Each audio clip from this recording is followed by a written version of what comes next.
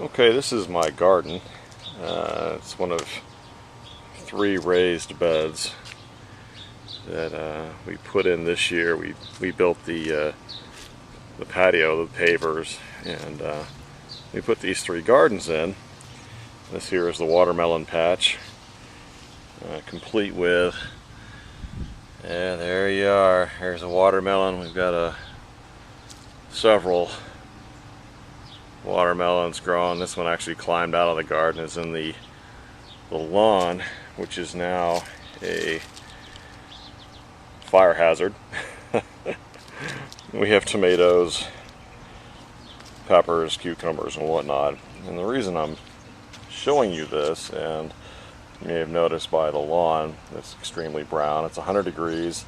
It hasn't rained in about 2 weeks. So now we're looking for ways to water the garden without having to turn on the hose. And I'm going to show you how I did that. Okay, to make water for your garden without turning on the hose, you need a couple of things. An air conditioning unit, hot humid weather, we have both of those, and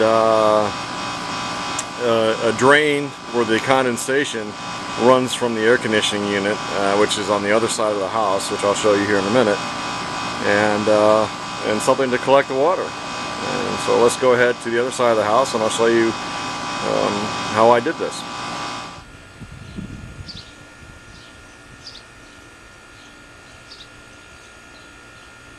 Okay, every house is a little different. On my house, the drain for the condensation from the air conditioner goes to the outside of the house. It's actually the side that's opposite of the air conditioning unit. In some houses they're on the same side. Every builder does it a little bit differently. Sometimes the drain is on the inside of the house.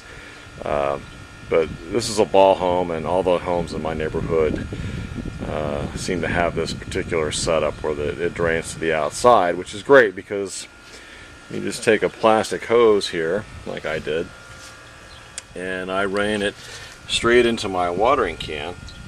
And as you can see here, it is about a third full.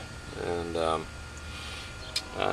yesterday I filled this watering can up 4 times, which was enough to water my garden, all 3 vegetable gardens, beds, the raised beds, and give them enough water to keep going and never have to turn on my hose. Now, this isn't the preferred method. Obviously, if you have rain barrels like I do, you would use those first. But since we're in a drought condition, both 55-gallon rain barrels that I have are now empty. So this was my fallback. Although you can always collect this. You know, the water's going to drip anyway.